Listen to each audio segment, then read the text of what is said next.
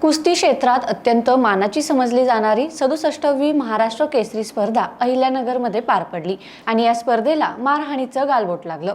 महाराष्ट्र केसरी कुस्ती स्पर्धेत विजेता घोषित करण्यात आला खरा, पण पंचांच्या निर्णयावर आक्षेप घेत अंतिम सामन्यातून महेंद्र गायकवाडनं अचानक माघार घेतली।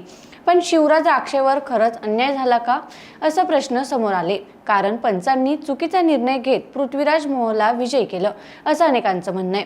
पण यावर नाराज होत शिवराज राक्षे म्हणाला की पंचाने विरोधी मल्लाला विजयी घोषित केलं तेव्हा मी या निर्णयावर आक्षेप नोंदवला होता। आक्षेपानंतर कुस्तीचा निर्णय देता येत नाही, मात्र माझ्या तक्रारीकडे दुर्लक्ष झालं। मल्लाचे दोन्ही खांदे जमिनीवर टेकलेले असेल तरच त्याला पराभूत घोषित केलं जातं।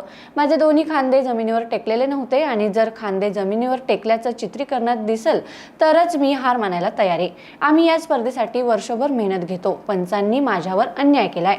पण या झालेल्या प्रसंगावर आता पंचांवर देखील कारवाई होणार का, हे पाहणं महत्त्वाचं असणार आहे।